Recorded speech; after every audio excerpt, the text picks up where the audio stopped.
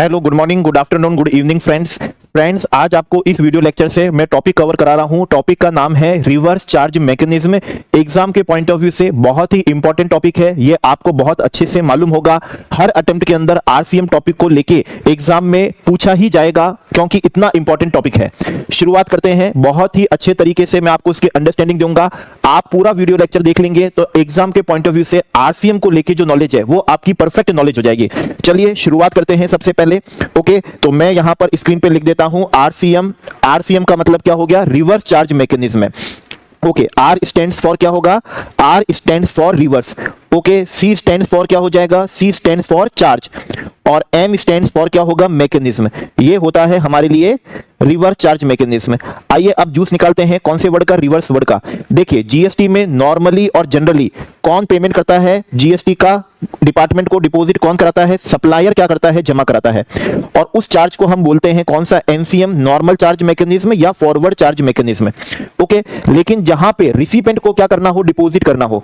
जहां GST government को कौन डिपॉजिट कराए? अगर रिसिपेंट को डिपॉजिट करने की क्या आती है? लायबिलिटी आती है, तो उसको हम बोलते हैं फिर क्या है? आरसीएम बोलते हैं। चार्ज का मतलब बोलते हैं, चार्ज वर्ड का मतलब यहां पर है कलेक्शन।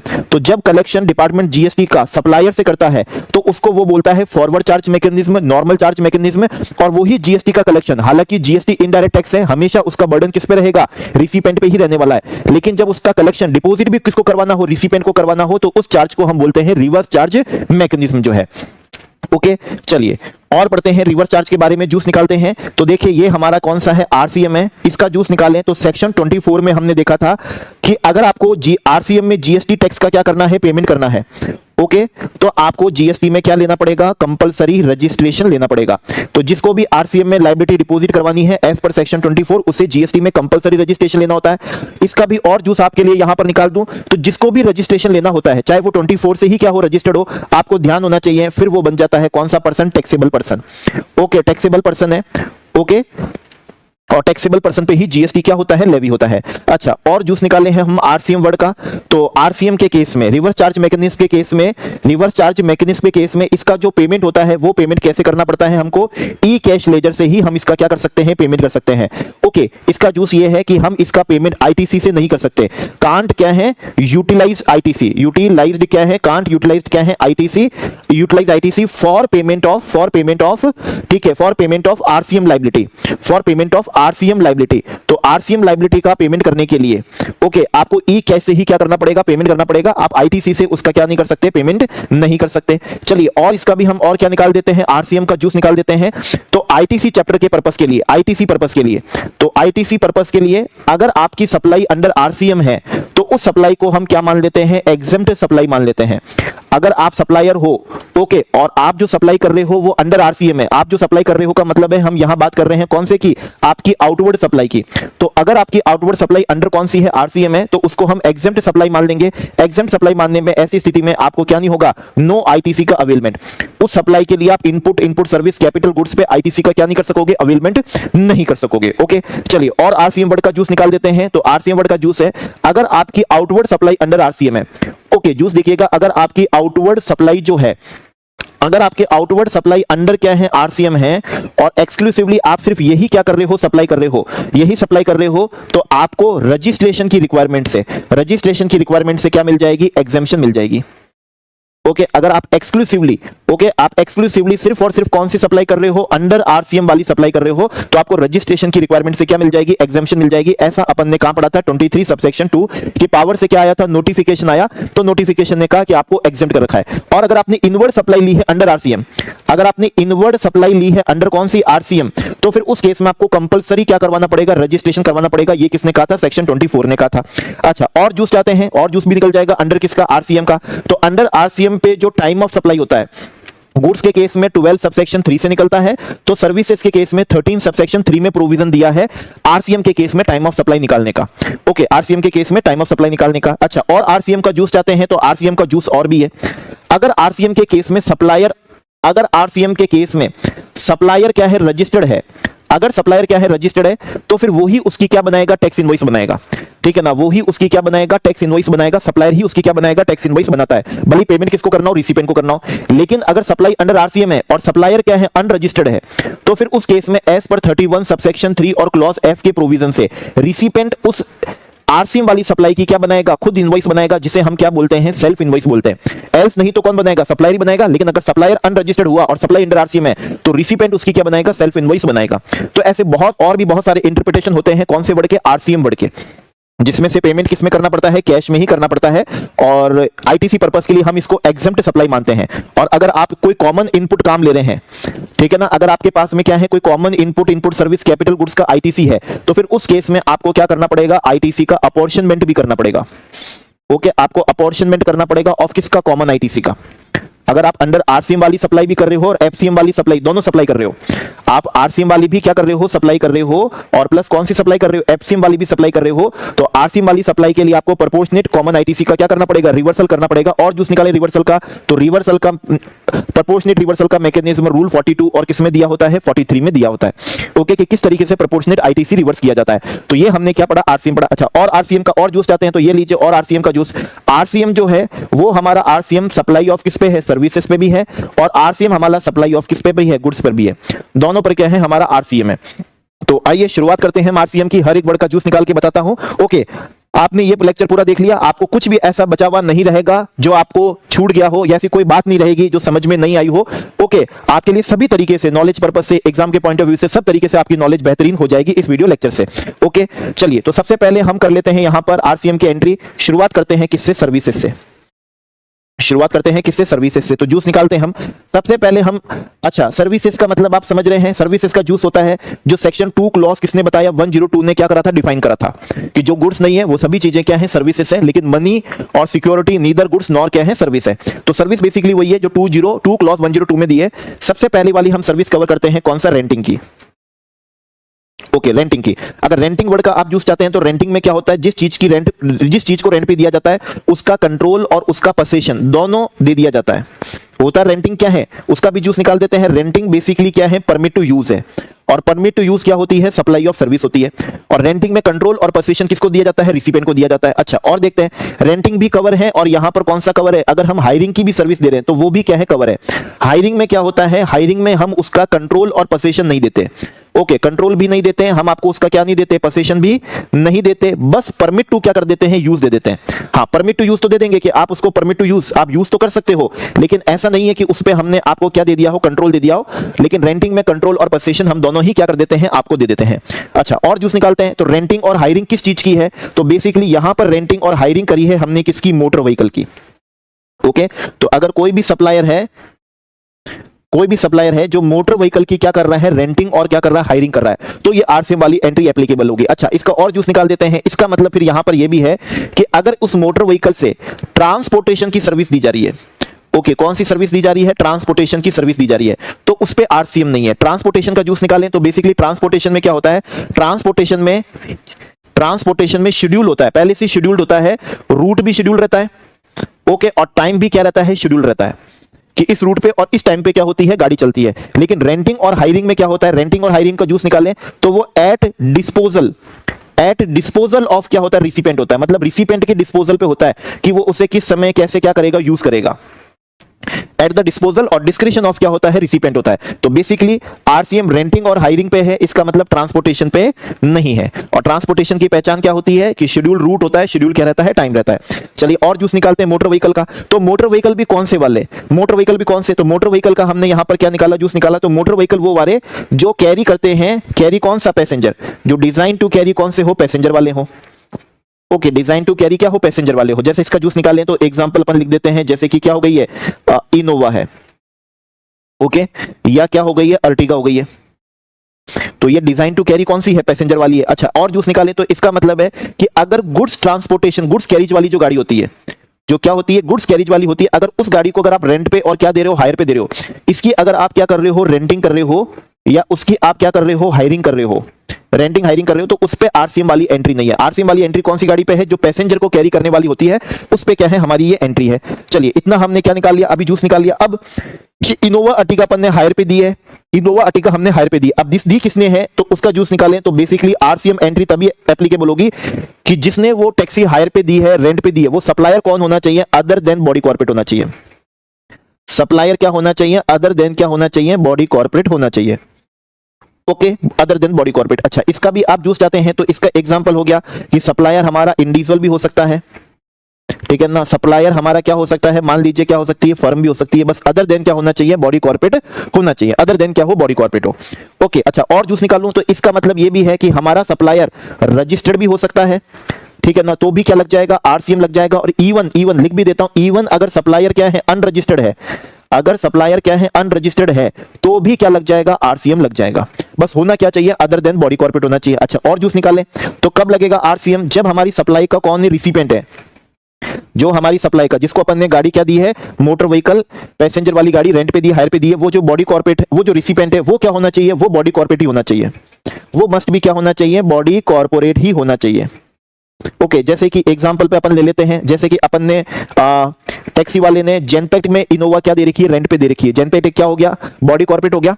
ओके, मान लीजिए या फिर क्या है, एक्सेंचर के अंदर क्या कर रखी है उसने? इनोवा हायर पे दे रखी है, तो एक्सेंचर तो कौन हो गया? बॉडी कॉर्पोरेट हो गया। और सप्लायर क्या हो? अदर देन बॉडी कॉर्पोरेट हो। अदर देन बॉडी कॉर्पोरेट हो तो फिर उस केस में क्या लगता है? आरसीएम लगता है। उस केस में आरसीएम लगता है, प्लस वो जो पैसे ले रहा है, वो जो कंसीडरेशन चार्ज कर रहा है, वो सप्लायर जो रिसिपेंट से, एक्सेंचर से, जेनपेक्ट से जो कंसीडरेशन क्या कर रहा है? चार्ज कर रहा है। कंसीडरेशन जो क्या कर रहा है? चार्ज कर रहा है। वो कंसीडरेशन इंक्लूसिव ऑफ क्या होना चाहिए? फ्यूल होना चाहिए, ठीक है ना। इंक्लूसिव ऑफ क्या है? Fuel cost. Okay, inclusive of क्या है? फ्यूल होना चाहिए। इसका मतलब एग्जांपल आप समझ लीजिए कि इनोवा अपन ने 17 रुपए क्या है पर किलोमीटर में, 17 रुपए पर किलोमीटर में अपन ने किसको दे रखी है? जेनपेक्ट में लगा रखी है। और जेनपेक्ट से हमने क्या रखा है कि हमको मिनिमम 200 किलोमीटर और महीने में 30 दिन मतलब 6000 किलोमीटर का हम क्या लेंगे? पेमेंट लेंगे आपसे। ऐसा ही होता है, ठीक है ना। अगर 6000 से ज्यादा चलेगी तो एक्चुअल का लेंगे मल्टीप्लाई बाय 17 रुपए पर किलोमीटर, और अगर कम भी चलेगी तो भी 6000 के मिनिमम किलोमीटर का हम मल्टीप्लाई बाय 17 लेंगे। अब 17 के अंदर क्या हुआ? ये 17 इंक्लूसिव ऑफ क्या है? फ्यूल है। ये इंक्लूसिव ऑफ क्या है? फ्यूल है। इंक्लूसिव ऑफ फ्यूल मतलब पेट्रोल, डीजल जो भी है वो इंक्लूसिव है। ओके, तो होना चाहिए supplier other then body corporate, और recipient must be body corporate हो, और कंसीडरेशन जो होना चाहिए वो must be inclusive of fuel होना चाहिए। इंक्लूसिव ऑफ क्या होना चाहिए? फ्यूल होना चाहिए। ओके, अच्छा और जूस निकालते हैं हम इसका। और सप्लायर जो है हमारा, सप्लायर जो है हमारा, supplier has not opted, has not क्या है? ऑप्टेड। सप्लायर ने ऑप्ट नहीं करा हुआ हो। Okay, 12% rate of GST, rate of GST. Okay, इन पे दो रेट ऑफ जीएसटी होती है। एक तो होती है 12% वाली रेट ऑफ जीएसटी होती है विद आईटीसी के साथ में, विद किसके साथ में? आईटीसी के साथ में। और एक होती है 5% वाली रेट होती है, और वो होती है कौन सी वाली? विदाउट आईटीसी के साथ में। तो 12% वाली क्या नहीं करी हो? ऑप्ट नहीं करी हो, तो ही आरसीएम क्या होगा? एप्लीकेबल होगा। और मैं जो आपके लिए निकालूं तो एग्जांपल आप देखिएगा, शानदार एग्जांपल है। सप्लायर हमारा अनरजिस्टर्ड सप्लायर है, बहुत बढ़िया एग्जांपल है आपके समझने के लिए। सप्लायर अनरजिस्टर्ड सप्लायर है, अनरजिस्टर्ड सप्लायर है, और वो है भी कौन? सप्लायर जो टैक्सी वाला जिसने गाड़ी हायर पे दे रखी है, वो अदर देन क्या है? ऑब्वियसली बात है अदर देन बॉडी कॉर्पोरेट है। अब आप जूस देखिएगा, अगर वो अनरजिस्टर्ड है तो इसका मतलब ऑब्वियसली बात है कि वो क्या है? ऑब्वियसली बात है जो रजिस्टर्ड ही नहीं है वो हैज नॉट ऑप्टेड क्या है? Has not opted 12% rate of GST. जो रजिस्टर्ड ही नहीं है तो फिर वो कोई भी रेट ऑप्ट ही नहीं कर सकता, ना तो वो 12 कर सकता है ना 15 कर सकता है। और यही हमारी कंडीशन है कि supplier other then body corporate हो और 12% ऑप्ट नहीं करा तो अनरजिस्टर्ड ऑप्ट भी नहीं कर सकता। और अब जो इसका रिसिपेंट है, अब जो इसका कौन है? रिसिपेंट है, वो देखिएगा रिसिपेंट कौन है। इफ अगर रिसिपेंट कौन है? बॉडी कॉर्पोरेट है। अगर रिसिपेंट कौन है? बॉडी कॉर्पोरेट है। बहुत बढ़िया इंटरप्रिटेशन आपको सीखने को मिलेगा, यहां पर एग्जाम में कोई गलती नहीं होगी। अगर रिसिपेंट क्या हुआ? बॉडी कॉर्पोरेट हुआ, तो फिर उस केस में क्या लग जाएगा? आरसीएम लग जाएगा। और एट द रेट ऑफ क्या लगेगा? 5% से लगेगा। ऑब्वियसली बात है रिसिपेंट को देना है कैश में ही देना होगा, विदाउट कौन सा होगा? आईटीसी होगा। कैश में ही इसका क्या होगा? पेमेंट होगा। ओके, प्रोवाइडेड, प्रोवाइडेड क्या बात है? जो भी चार्जेस हम ले रहे हैं वो चार्जेस इंक्लूसिव ऑफ क्या हो? इंक्लूसिव ऑफ फ्यूल हो। तो इवन अगर सप्लायर क्या है? अनरजिस्टर्ड भी है, तो भी उस केस में क्या लग जाएगा? आरसीएम लग जाएगा। और जूस आपके लिए यहां पर निकाल देता हूं। अगर मान लीजिए यहां पर रिसिपेंट, अगर रिसिपेंट क्या हुआ? रिसिपेंट हमारा अदर देन बॉडी कॉर्पोरेट हुआ। अगर रिसिपेंट हमारा अदर देन बॉडी कॉर्पोरेट हुआ, बढ़िया सीखने को मिलेगा। ऑब्वियसली बात है फिर इस केस में आरसीएम लग नहीं सकता, और इस केस में एफसीएम भी नहीं लग सकता, क्योंकि सप्लायर भी तो अनरजिस्टर्ड है। तो फिर इस केस में किसी तरह की कोई भी क्या नहीं है? लेवी ही नहीं होगी, इस पे लेवी नहीं होगी, क्योंकि recipient other then body corporate है तो आरसीएम लग नहीं सकता। और सप्लायर भी अनरजिस्टर्ड है, तो ऐसे में तो एफसीएम भी नहीं लग सकता, तो फिर उस केस में किसी भी तरह की क्या नहीं होगी, लेवी नहीं होगी। अच्छा, और जूस निकाल देता हूं, इसका मतलब हमारे यहां पर ये भी है। ओके, और जूस निकाल देता हूं, और कितना बढ़िया सीखने को मिलेगा एग्जाम पर्पज से। ये लीजिए हमारा सप्लायर है और रजिस्टर्ड सप्लायर है।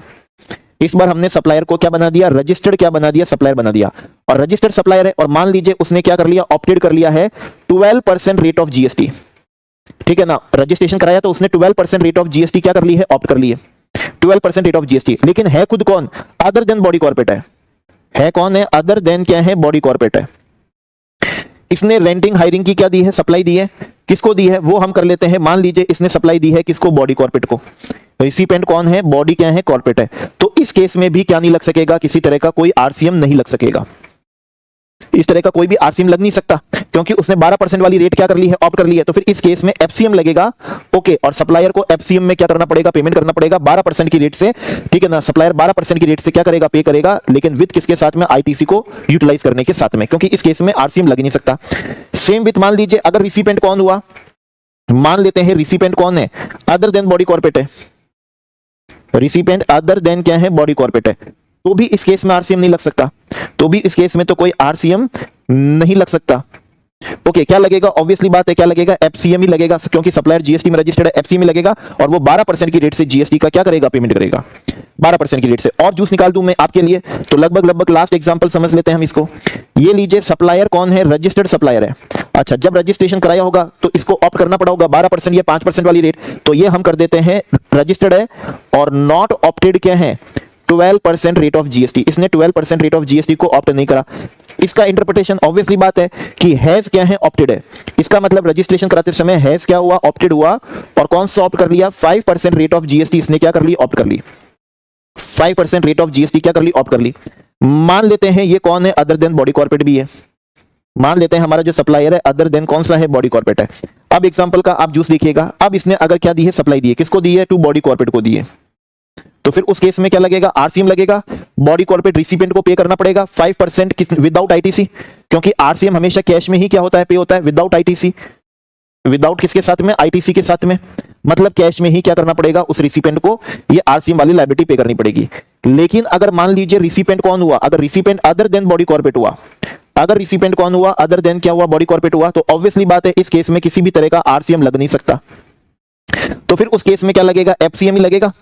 उस केस में एफसीएम लगेगा, एट द रेट ऑफ कितने से लगेगा, सप्लायर पे करेगा 5% की रेट से, लेकिन विद 1 आईटीसी, एक आईटीसी मिलेगा।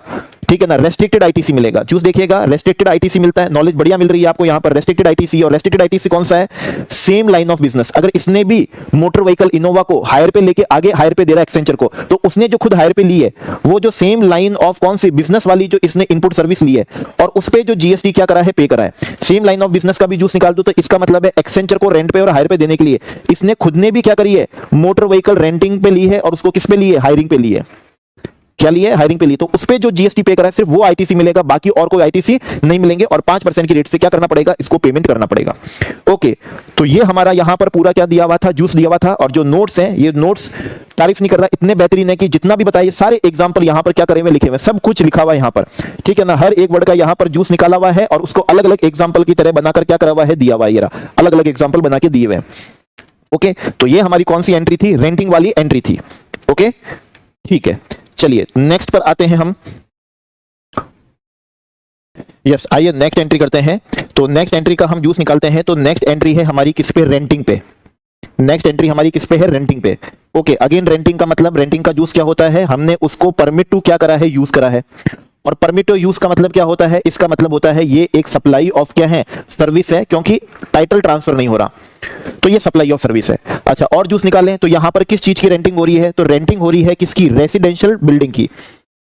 ओके, रेसिडेंशियल बिल्डिंग की रेंटिंग हो रही है। तो ये लिखा हमने रेसिडेंशियल क्या है, बिल्डिंग। रेसिडेंशियल बिल्डिंग हो गया, रेसिडेंशियल क्या बोलते हैं, ड्वेलिंग बोलते हैं।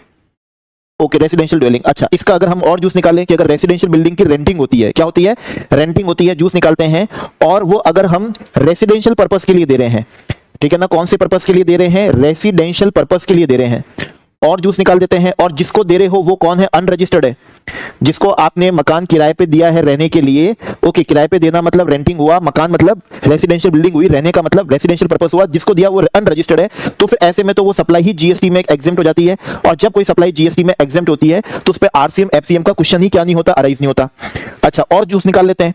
अगर आपने दी है, अगर आपने रेसिडेंस पर्पस के लिए दी है और जिसको दी है वो रजिस्टर्ड है, कौन है? रजिस्टर्ड है। लेकिन रजिस्टर्ड कौन है? सोल प्रोप्राइटर है, ठीक है ना। कौन है ये? सोल प्रोप्राइटर है। और अपने बिजनेस पर्पस के लिए नहीं, अपने ओन यूज के लिए, अपने ओन पर्पस के लिए, अपने प्राइवेट पर्पस के लिए या अपने फैमिली पर्पस के लिए, मतलब बिजनेस पर्पस के लिए नहीं, उसने अपने ओन यूज के लिए, प्राइवेट यूज के लिए, फैमिली यूज के लिए लिया है, तो है तो वो रजिस्टर्ड, लेकिन तो भी वो सप्लाई जीएसटी में एग्जेम्प्ट है। और जब कोई सप्लाई एग्जेम्प्ट होती है तो उसमें आरसीएम एफसीएम कोई भी क्वेश्चन क्या नहीं होता, अराइज नहीं होता। उसमें आरसीएम एफसीएम का कोई भी क्वेश्चन क्या नहीं होता, अराइज नहीं होता। इसका मतलब जीएसटी लगेगा कब? ठीक है, जूस निकालें तो जीएसटी कब लगेगा? तो जीएसटी दो केस में लगेगा।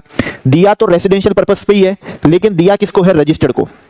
दिया किसको है? रजिस्टर्ड को दिया है, रजिस्टर्ड पर्सन को दिया है। अच्छा, रजिस्टर्ड पर्सन का जूस निकाल दूं तो वो हो सकता है नॉर्मल टैक्स पेयर हो, या हो सकता है वो रजिस्टर्ड ऐसे कैसे हो, कंपोजिशन भी हो, वो तो कंपोजिशन अंडर सेक्शन 10 नॉर्मल 9 जो भी है, तो वो जो भी रजिस्टर्ड पर्सन है, बस ये वाला केस नहीं होना चाहिए। अगर sole proprietor own family use हुआ तब तो वो एग्जेम्प्ट हो जाएगा, ओके, तब तो वो एग्जेम्प्ट हो जाएगा। अब अगर आपने रजिस्टर्ड को दिया, किसको दिया? आपने रजिस्टर्ड को दिया, तो फिर वो सप्लाई एग्जेम्प्ट नहीं होगी, वो सप्लाई क्या रहेगी? टैक्सेबल रहेगी। और फिर उस सप्लाई पे क्या लग जाएगा? आरसीएम लग जाएगा। और वो रजिस्टर्ड पर्सन अंडर आरसीएम क्या करेगा? टैक्स का पेमेंट करेगा।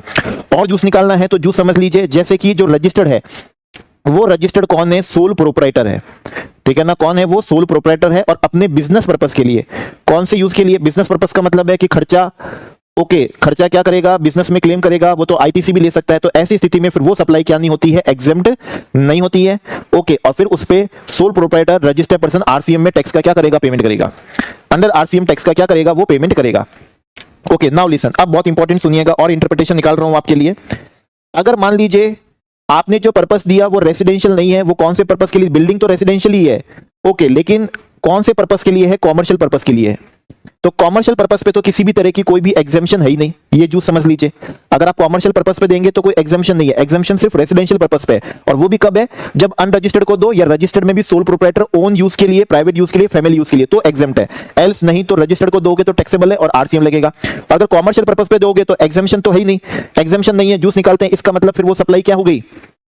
एग्जेम्पशन नहीं है तो टैक्सेबल हो गई है। अब नाउ लिसन, अब अगर जो रिसिपेंट है, जिसको आपने कॉमर्शियल पर्पस के लिए रेंट पे दिया है रेसिडेंशियल बिल्डिंग, अगर वो रिसिपेंट जीएसटी में क्या है? रजिस्टर्ड है। रजिस्टर्ड मतलब उसके पास में जीएसटीएन है, तब तो उस केस में क्या लग जाएगा? आरसीएम लग जाएगा, ठीक है ना। क्या लग जाएगा? आरसीएम लग जाएगा। अब और इंटरप्रिटेशन समझिएगा, अगर वो मान लीजिए रिसिपेंट जो है ना, क्या लग जाएगा? आरसीएम लग जाएगा। अब और इंटरप्रिटेशन समझिएगा, अगर वो मान लीजिए रिसिपेंट जो है, जिसको अपन ने कॉमर्शियल पर्पस के लिए रेंट पे दी है रेसिडेंशियल बिल्डिंग, अगर वो कौन है?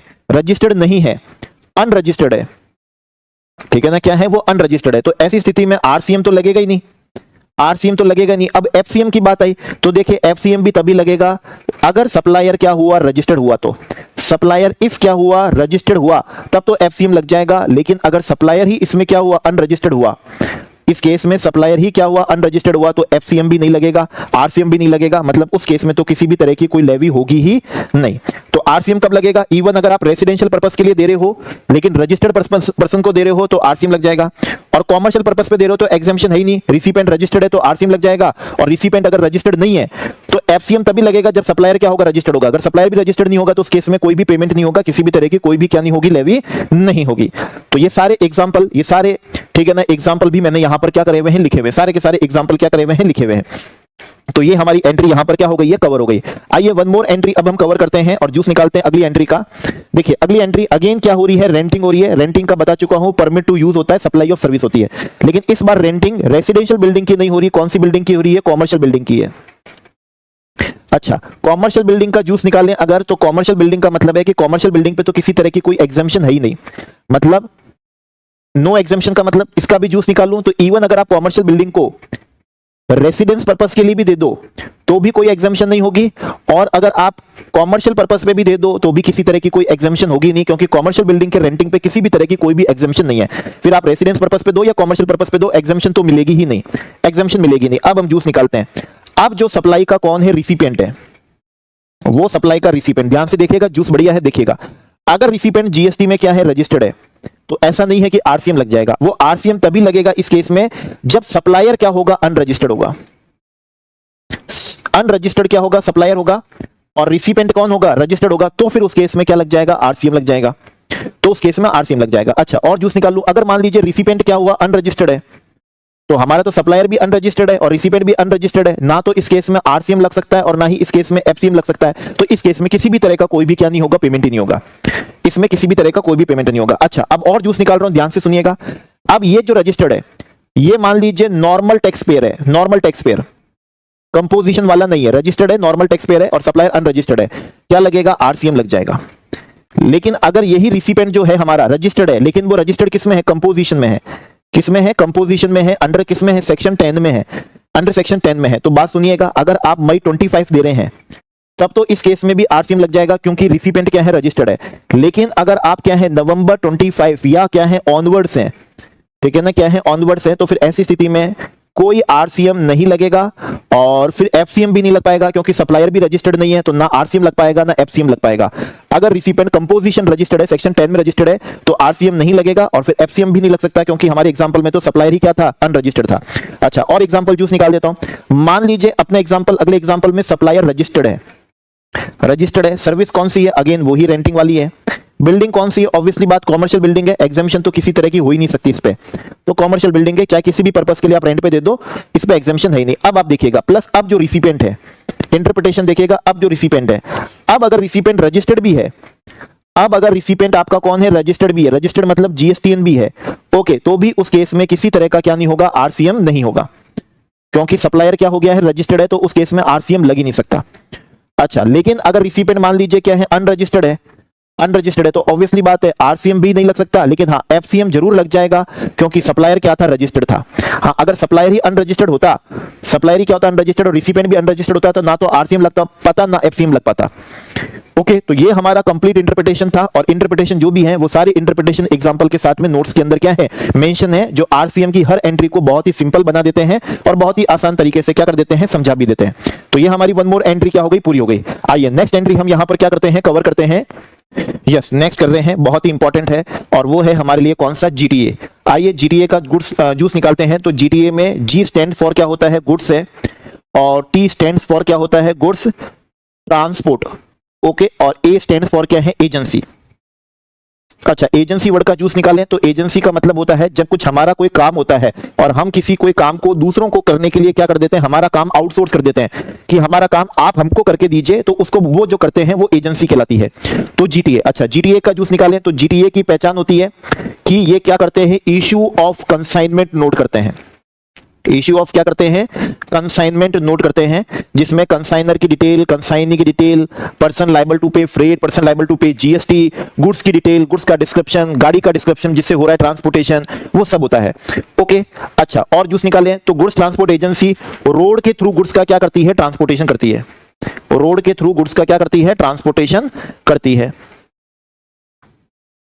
ओके, अच्छा, और जूस निकाल दूं, अगर रोड के थ्रू ट्रांसपोर्टेशन कर रहे हो और आप जीटीए नहीं हो, अगर आप गुड्स रोड के थ्रू ट्रांसपोर्टेशन कर रहे हो, आप जीटीए नहीं हो और ना ही क्या हो, नॉट जीटीए, और ना ही आप क्या हो, कुरियर हो, आप कुरियर एजेंसी भी नहीं हो, समझ, आप रोड के थ्रू गुड्स का ट्रांसपोर्टेशन कर रहे हो लेकिन आप जीटीए नहीं हो, कुरियर नहीं हो, तो आपको ध्यान होना चाहिए ऐसी सप्लाई, ऐसी ट्रांसपोर्टेशन की सर्विस जीएसटी में क्या होती है, एग्जेम्प्ट होती है। चलो, ये भी अपन ने क्या निकाल लिया, जूस निकाल लिया। अच्छा, और जूस निकाले हम इसमें, तो जीटीए के केस में रिसिपेंट कौन होता है, उस सप्लाई का रिसिपेंट किसको मानते हैं, कंसाइनर को मानते हैं या कंसाइनी को मानते हैं, तो इसका भी जूस निकालते हैं।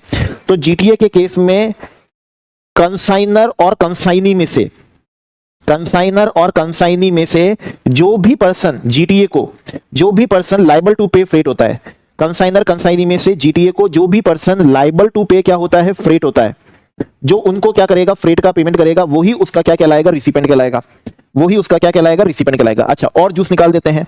मान लीजिए कोई सप्लायर है, जीटीए की बात नहीं कर रहे, कोई सप्लायर है और उसने क्या करा है, सप्लाई ऑफ कोई गुड्स करा या सप्लाई ऑफ मशीन करी, कोई भी गुड्स करा या सप्लाई ऑफ क्या करी है, मशीन करी है, और साथ में वो क्या करके दे रहा है, ट्रांसपोर्टेशन भी दे रहा है, साथ में वो क्या दे रहा है, ट्रांसपोर्टेशन ऑफ मशीन भी करके दे रहा है, ट्रांसपोर्टेशन अप टू कौन सा, प्लेस ऑफ डिलीवरी तक का, जहां हम रिसिपेंट को उसकी सप्लाई की क्या देंगे, डिलीवरी देंगे, तो वहां तक का वो ट्रांसपोर्टेशन भी करके दे रहा है। और ये ट्रांसपोर्टेशन की सर्विस किससे ले रहा है, फ्रॉम जीटीए से लेके मशीन ट्रांसपोर्ट करके आपको मशीन क्या कर रहा है, बेच रहा है। ये लीजिए क्या हुआ, रिसिपेंट हुआ।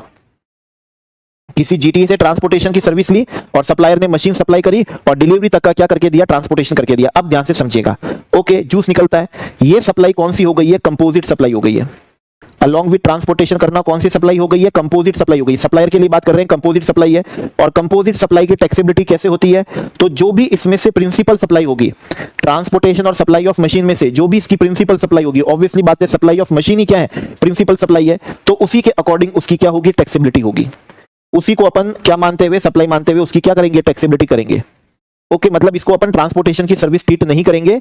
ओके, कंपोजिट सप्लाई मानेंगे, पूरे अमाउंट पे क्या लगा देंगे, प्रिंसिपल सप्लाई की तरह क्या लगा देंगे, जीएसटी लगा देंगे। ओके, चलिए ठीक है। और जूस हम यहां पर क्या करते हैं, निकालते हैं, समझिएगा। ये सप्लायर है जो जीटीए की क्या दे रहा है, सप्लाई दे रहा है। ये जीटीए क्या है, सप्लायर है। जूस देखिएगा, यहां पर आपने क्या दी है, सप्लाई दी है। और रिसिपेंट अगर कौन है, अनरजिस्टर्ड है। और रिसिपेंट का मतलब जो भी पर्सन लायबल टू पे क्या था, फ्रेट था। अगर रिसिपेंट आपका क्या हुआ, अनरजिस्टर्ड हुआ। अच्छा, और जूस निकाल दूं, अनरजिस्टर्ड, तो एक एग्जांपल समझ लो। अनरजिस्टर्ड तो क्या हो सकता है, अनरजिस्टर्ड सीटीपी भी हो सकता है, हैंडीक्राफ्ट वाला। तो अनरजिस्टर्ड सीटीपी भी हो सकता है, तो एग्जांपल है। तो ऐसे में ये जो सप्लाई आपने दी है, ये सप्लाई जीएसटी में क्या है, एग्जेम्प्ट है। और जब कोई सप्लाई एग्जेम्प्ट होती है, उस पर आरसीएम एफसीएम का क्वेश्चन अराइज नहीं होता। और रिसिपेंट का मतलब जो भी पर्सन लायबल टू पे फ्रेट है। और जूस निकाल देता हूं यहां पर, ठीक है। मान लीजिए रिसिपेंट तो कौन है, रजिस्टर्ड रिसिपेंट है। ओके, जिसके पास में क्या है, जीएसटीएन है, वो रजिस्टर्ड हमारा कौन है, रिसिपेंट है। एग्जाम्पशन तो कब थी, जब रिसिपेंट अनरजिस्टर्ड हो, लेकिन यहां पर रिसिपेंट क्या है, रजिस्टर्ड है। लेकिन जो गुड्स हम ट्रांसपोर्टेशन कर रहे हैं, ओके जूस देखिएगा, जो गुड्स हम ट्रांसपोर्टेशन कर रहे हैं वो बेसिकली कौन से गुड्स हैं, स्पेसिफाइड गुड्स हैं। स्पेसिफाइड गुड्स का मतलब जो अपन ने एग्जाम्पशन में पढ़ा, क्या कौन से गुड्स हो गए, एग्रीकल्चर क्या हो गए, प्रोड्यूस हो गए।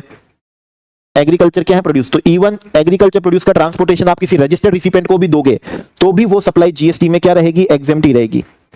ओके, और जूस निकाल दो। तो इसका मतलब यहां पर यह है कि अनरजिस्टर्ड को तो आप कोई से भी गुड्स का क्या करोगे, ट्रांसपोर्टेशन की उनको सप्लाई दोगे तो एग्जाम्पशन है। और रजिस्टर्ड के केस में अगर स्पेसिफाइड गुड्स की दोगे तो एग्जाम्पशन है। तो एग्रीकल्चर प्रोड्यूस हो गया, जी मिल्क हो गया, मिल्क सॉल्ट जो थैली में आ रहा है, मिल्क ये कोई एग्रीकल्चर प्रोड्यूस नहीं है, फैक्ट्री में प्रोसेस है।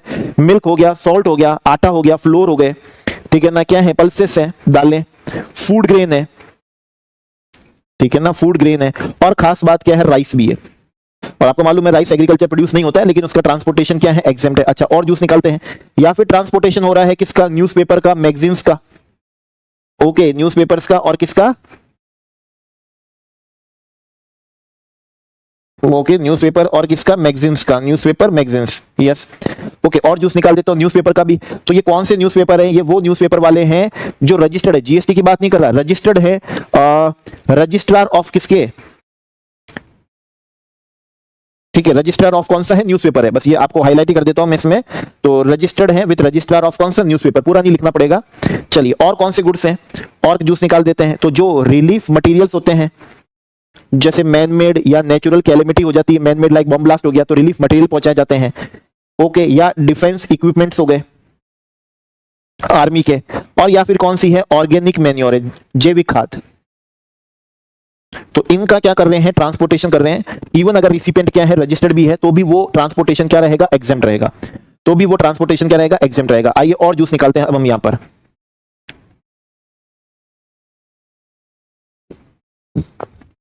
अब ध्यान से सुनिएगा, ध्यान से सुनिए। इसका मतलब यहां पर यह है, ध्यान से सुनिएगा। अगर रिसिपेंट कौन है, रजिस्टर्ड रिसिपेंट है।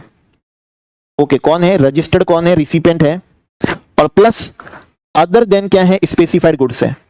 रिसिपेंट रजिस्टर्ड है, लेकिन अदर देन क्या है, स्पेसिफाइड गुड्स है। क्योंकि स्पेसिफाइड गुड्स के ट्रांसपोर्टेशन पे तो एग्जम्पशन है, तो अदर देन स्पेसिफाइड गुड्स है। और रिसिपेंट भी क्या है, रजिस्टर्ड है। तो फिर ऐसी स्थिति में क्या होगा, ऐसी स्थिति में आरसीएम लग जाएगा। फिर ऐसी स्थिति में आरसीएम लग जाएगा और रिसिपेंट पे करना पड़ेगा, ठीक है ना। रिसिपेंट को पे करना पड़ेगा एट द रेट ऑफ कितने से, 5% की रेट से क्या करना होगा, पे करना होगा आरसीएम में। अच्छा, अभी तो और जूस देखिएगा, बहुत इंपॉर्टेंट जूस है। रिसिपेंट हमारा रजिस्टर्ड है और गुड्स भी अदर देन स्पेसिफाइड है। लेकिन जूस देखिएगा, लेकिन ये कौन है, रिसिपेंट कौन है, गवर्नमेंट अथॉरिटी है। पहले तो गवर्नमेंट डिपार्टमेंट ले लेते हैं, तो ये गवर्नमेंट लिख दिया। या फिर क्या है, लोकल अथॉरिटी है या गवर्नमेंट एजेंसी है। Okay, government agency. और जूस निकालते हैं, जो कि जीएसटी में रजिस्टर्ड है, सिर्फ और सिर्फ किसके लिए, टीडीएस पर्पस के लिए, टैक्स डिडक्शन पर्पस के लिए ये रजिस्टर्ड है। ओके, अच्छा, और जूस निकाल दूं। तो यहां पर मैंने पीएसयू नहीं लिखा है, तो पीएसयू नॉट कवर्ड। तो जो प्रोविजन जूस निकाल रहे हैं ये पीएसयू के रेस्पेक्ट में नहीं है, गवर्नमेंट डिपार्टमेंट हो गए, central government, state government, local authority या गवर्नमेंट एजेंसी जो सिर्फ और सिर्फ टीडीएस पर्पस से क्या है रजिस्टर्ड है, सिर्फ और सिर्फ टीडीएस काटने के लिए रजिस्टर्ड है। और जूस निकाल देता हूं, not as a taxable person, as a taxable person GST में रजिस्टर्ड नहीं है। ओके, सिर्फ और सिर्फ टीडीएस काट के जमा कराने के लिए क्या है रजिस्टर्ड है। तो ऐसी स्थिति में फिर क्या है, ऐसी सप्लाई क्या है, एग्जेम्प्ट हो जाएगी। ये तो चाहे कोई सा भी गुड्स हो अदर देन स्पेसिफाइड गुड्स हो और रजिस्टर्ड भी है, लेकिन कौन है, टीडीएस के लिए रजिस्टर्ड है, तो फिर वो सप्लाई, वो ट्रांसपोर्टेशन की सर्विस क्या है, एग्जेम्प्ट ही है। लेकिन ये एग्जेम्पशन पीएसयू को क्या नहीं है, कवर नहीं है। अच्छा, और जूस निकाल देता हूं आपके लिए प्रोविजन का। मान लीजिए रिसिपेंट हमारा क्या है, फैक्ट्री है।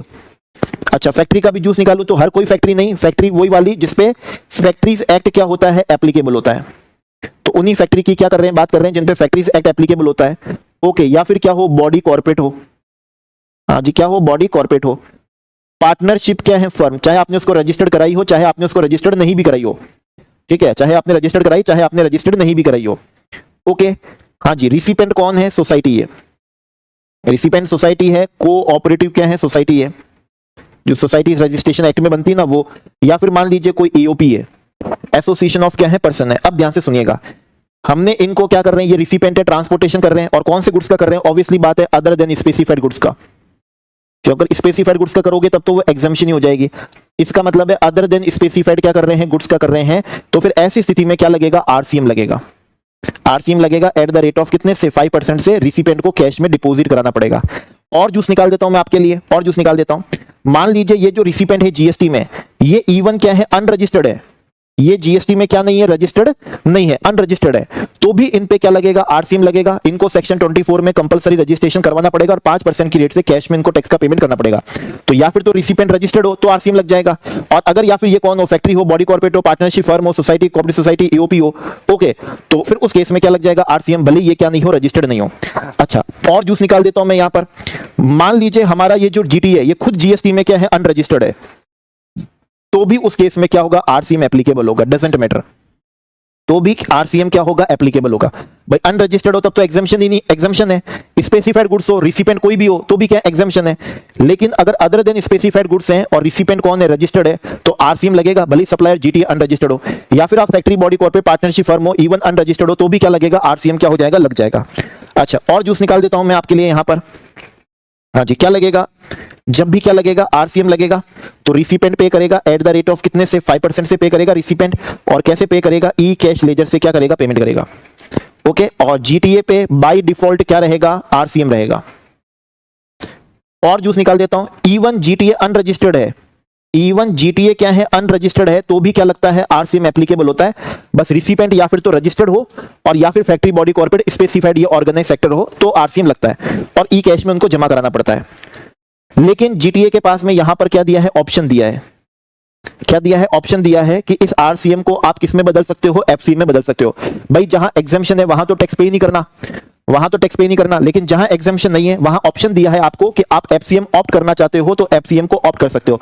और जूस निकालता हूं, अगर आप एफसीएम ऑप्ट करते हो तो उसमें भी दो रेटें दी है, 12% दी है और 5% दी है। 12 दी है जीटीए को विद आईटीसी के साथ में, कि आप आईटीसी ले लेना अपनी गाड़ियों का, इन सब का इनपुट सर्विस का, और 5% आप क्या कर सकते हो, दे सकते हो विदाउट किसके साथ, आईटीसी के साथ। तो बाय डिफॉल्ट तो आरसीएम है, लेकिन आप आरसीएम से ऑप्ट आउट होके एफसीएम को क्या करना चाहते हो, ऑप्ट करना चाहते हो, तो वो पॉसिबल है। 12% विद आईटीसी और 5% कौन सा, विदाउट क्या है, आईटीसी। आप आरसीएम को क्या कर सकते हो, ऑप्ट आउट कर सकते हो, एल्स नहीं तो जीटीए पे तो क्या है, आरसीएम ही क्या होता है, एप्लीकेबल होता है, आरसीएम एप्लीकेबल होता है।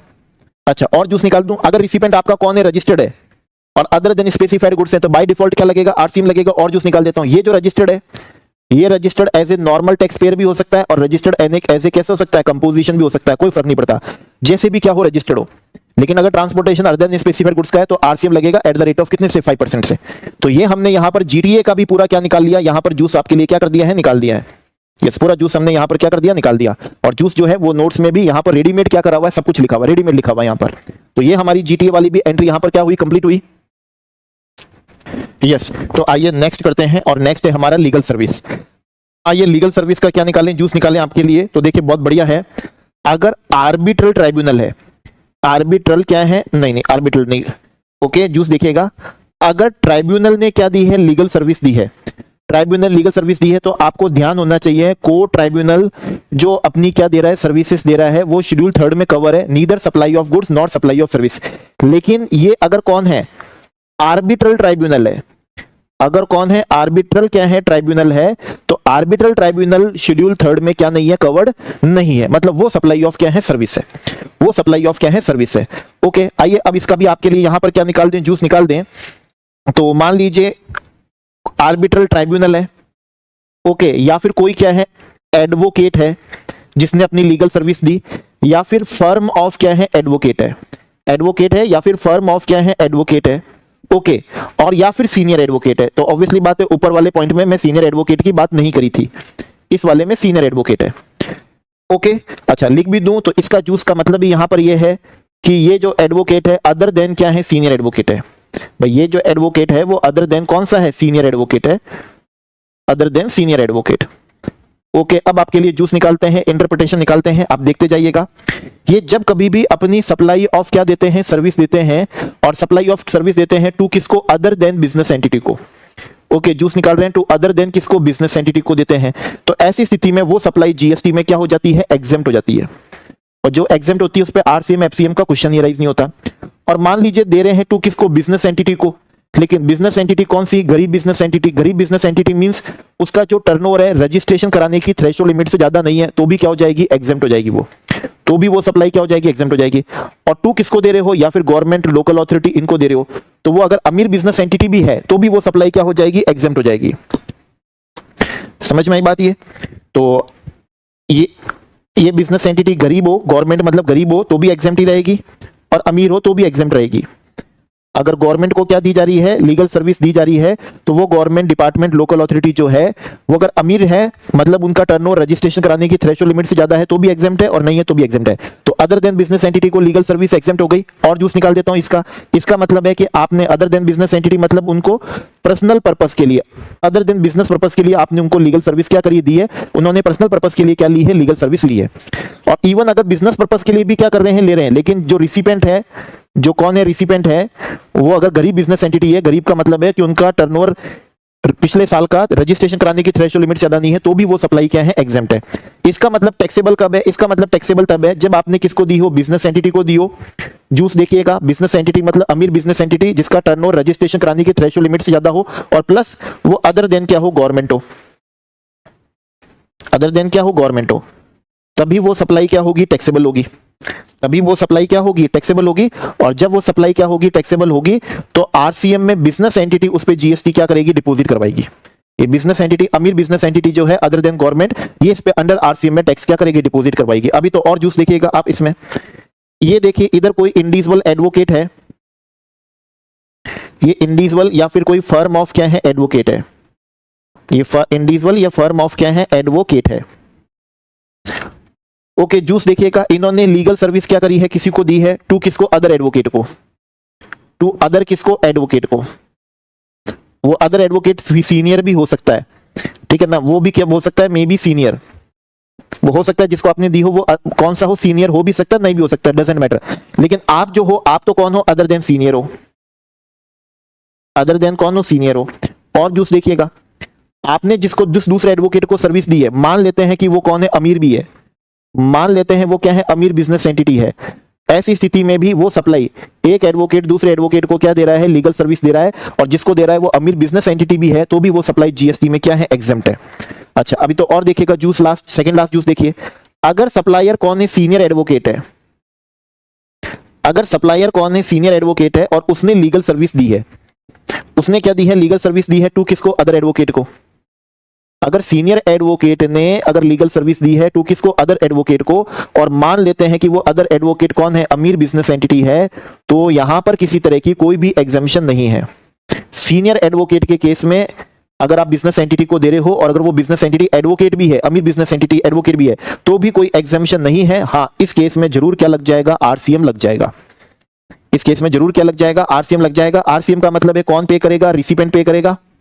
और इस वाली एंट्री के लिए लीगल सर्विस में आरसीएम पर्पस के लिए, कौन से पर्पस के लिए, आरसीएम पर्पस के लिए, ये रिसिपेंट किसको मानते हैं, ये रिसिपेंट मानेंगे जो कौन होगा, एप्लीकेंट होगा, जो कौन होगा, पिटिशनर होगा, जो कौन होगा, लिटिगेंट होगा। उसको ये क्या मान रहे हैं, रिसिपेंट मान रहे हैं। तो ध्यान रखिएगा, अदर देन सीनियर एडवोकेट किसी दूसरे एडवोकेट को दे, भले वो अमीर बिजनेस एंटिटी है तो वो एग्जेम्प्ट ही है, लेकिन सीनियर एडवोकेट अगर दूसरे एडवोकेट को दे जो कि बिजनेस एंटिटी है तो उस पर कोई एग्जेम्पशन नहीं है, आरसीएम लगेगा। और आरसी यहां पर आरसीएम पर्पस के लिए हम रिसिपेंट किसको मानते हैं, जो एप्लीकेंट है, लिटिगेंट है, जो कौन है, पिटिशनर है, उसको हम क्या मानते हैं, रिसिपेंट मानते हैं। तो सिर्फ कब लगता है जीएसटी, जब आप अमीर बिजनेस एंटिटी होते हो और अदर देन गवर्नमेंट, तब टैक्सेबल है, आरसीएम लगेगा। लेकिन एक एडवोकेट ने दूसरे एडवोकेट को दी तो वो एग्जेम्प्ट हो जाती है, लेकिन सीनियर एडवोकेट के केस में वो एग्जेम्प्ट नहीं होती। जिस एडवोकेट को दी अगर वो बिजनेस एंटिटी है तो वो एग्जेम्प्ट नहीं होती, आरसीएम क्या होता है, एप्लीकेबल होता है। तो ये यहां पर हमने पूरा क्या निकाल दिया है, जूस निकाल दिया। और ये रेडीमेड जूस हमने नोट्स के अंदर क्या कर रखा है, मेंशन भी कर रखा है। ओके यस, आइए नेक्स्ट एंट्री करते हैं, बड़ी इंपॉर्टेंट एंट्री है। और नेक्स्ट एंट्री है हमारी किसकी, गवर्नमेंट की। ओके तो गवर्नमेंट में सबसे पहले हम 4 सर्विसेज कवर करते हैं, 4 डिपार्टमेंट को। डिपार्टमेंट ऑफ कौन सा है, पोस्ट। डिपार्टमेंट ऑफ कौन सा कवर कर रहे हैं, पोस्ट कवर कर रहे हैं। अच्छा, डिपार्टमेंट ऑफ पोस्ट का भी जूस निकालें तो इसके अंदर आपको ध्यान होना चाहिए कि जो पोस्ट कार्ड होते हैं, ओके, जो इनलैंड क्या होते हैं, लेटर्स होते हैं, ओके, इनलैंड लेटर्स होते हैं।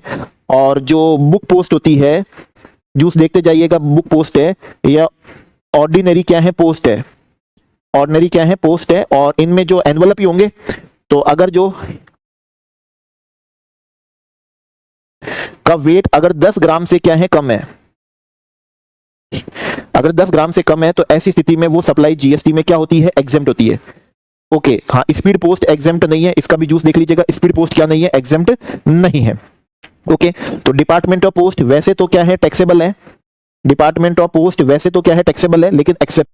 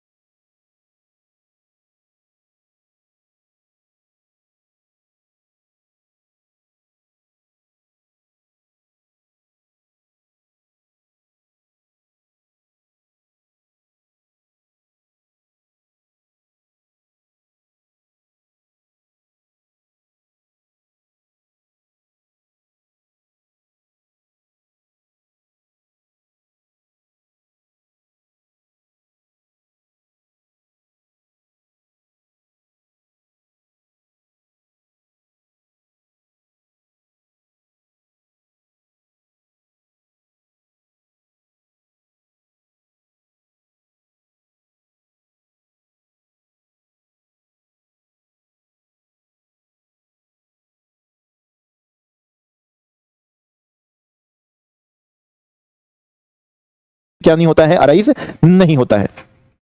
हाँ जी, समझ में आ गई बात ये वाली आपके? देखो स्क्रीन पे देखिए, renting of immovable property by government other than Indian railway कब होगा टैक्सेबल? जब बिजनेस एंटिटी को दो, चाहे वो अमीर हो या गरीब हो, बस कंसीडरेशन अमीर होना चाहिए। अगर रिसिपेंट रजिस्टर्ड है तब तो आरसीएम लग जाएगा। नेक्स्ट पेज पे लिखा हुआ है, अगर रिसिपेंट क्या है, रजिस्टर्ड है, तब तो आरसीएम लग जाएगा। और रिसिपेंट मान लीजिए रजिस्टर्ड नहीं है तो आरसीएम नहीं लगेगा। तो फिर उस केस में क्या लगेगा? एफसीएम लगेगा। मतलब उस केस में क्या नहीं लगेगा? आरसीएम नहीं लगेगा। ओके, अच्छा और जूस देखना चाहते हैं यहां पर, अगर renting of immovable property Indian railway ने करी तो इंडियन रेलवे पे आरसीएम है ही नहीं, एफसीएम ही है। चाहे रिसिपेंट रजिस्टर्ड हो तो भी एफसीएम है, और चाहे अनरजिस्टर्ड हो तो भी क्या है? एफसीएम ही है। ओके, तो ये हमारा कौन सा था? गवर्नमेंट का था। इंपॉर्टेंट क्या था? सेक्टर था, वो हमने यहां पर क्या करा? कवर करा। आइए नेक्स्ट हम यहां पर क्या करते हैं? कवर करते हैं वन मोर इंपॉर्टेंट चीज, क्या कर लेते हैं? कवर कर लेते हैं। ओके, चलिए आइए नेक्स्ट पर आते हैं और नेक्स्ट का जूस निकालता हूं, बड़ा इंपॉर्टेंट है नेक्स्ट। नेक्स्ट है आरसीएम में कौन सा? Import of service. ओके, कौन सा है? इंपोर्ट ऑफ कौन सा? सर्विसेज। सबसे पहले इंपोर्ट ऑफ सर्विसेज को हम जूस निकालें तो वहां पर location of supplier, location of recipient और प्लेस ऑफ सप्लाई। आइए देखते हैं, लोकेशन ऑफ सप्लायर कहां होना चाहिए? लोकेशन ऑफ सप्लायर होना चाहिए आउटसाइड इंडिया। आउटसाइड इंडिया मतलब लिख देते हैं नॉन टैक्सेबल टेरिटरी में। ये लीजिए non taxable territory. Okay, recipient कहां होना चाहिए? तो रिसिपेंट होना चाहिए टैक्सेबल टेरिटरी में। रिसिपेंट होना चाहिए टैक्सेबल टेरिटरी का। ओके, अगला जूस निकालते हैं। और प्लेस ऑफ सप्लाई भी कहां आनी चाहिए? टैक्सेबल टेरिटरी में ही आनी चाहिए। तो हम उसे इंपोर्ट ऑफ क्या मानते हैं? सर्विसेज मानते हैं। और इंपोर्ट ऑफ सर्विस पे क्या है? आरसीएम है। इंपोर्ट ऑफ सर्विस पे क्या है? आरसीएम है। अच्छा, और एक मैं जूस निकाल दूं आपके लिए यहां पर। तो मान लीजिए लोकेशन ऑफ सप्लायर हमारा कहां पर है? लोकेशन ऑफ सप्लायर, जूस देखिएगा, location of supplier plus location of recipient, दोनों ही अगर कहां होते हैं? आउटसाइड इंडिया, मतलब नॉन टैक्सेबल टेरिटरी में होते हैं। जूस देखिएगा, आउटसाइड इंडिया है मतलब नॉन टैक्सेबल टेरिटरी में है। तो ऐसी स्थिति में अपन ने पढ़ा है कि वो तो सप्लाई ही क्या होती है? एग्जेम्प्ट होती है। वो सप्लाई ही एग्जेम्प्ट होती है। और इंपोर्ट में सप्लायर बाहर होगा, रिसिपेंट यहां होगा, प्लेस ऑफ सप्लाई भी यहां होगी। तो उस सप्लाई पे क्या लग जाएगा? आरसीएम क्या होगा? एप्लीकेबल होगा। अच्छा, एक बहुत ही बढ़िया जूस मैं आपके लिए यहां पर क्या करता हूं? निकालता हूं मैं। जूस बहुत ही बढ़िया है। ओके, समझिएगा, लोकेशन ऑफ सप्लायर है हमारे पास में, लोकेशन ऑफ कौन सा है? रिसिपेंट भी है। लोकेशन ऑफ सप्लायर एग्जांपल कराता हूं, एक जूस निकालता हूं, फॉरेन शिपिंग कंपनी है। फॉरेन शिपिंग क्या है? कंपनी है। इंडिया में गुड्स क्या हो रहे हैं? इंपोर्ट हो रहे हैं, और वो उस शिप से इंडिया में गुड्स इंपोर्ट हो रहे हैं।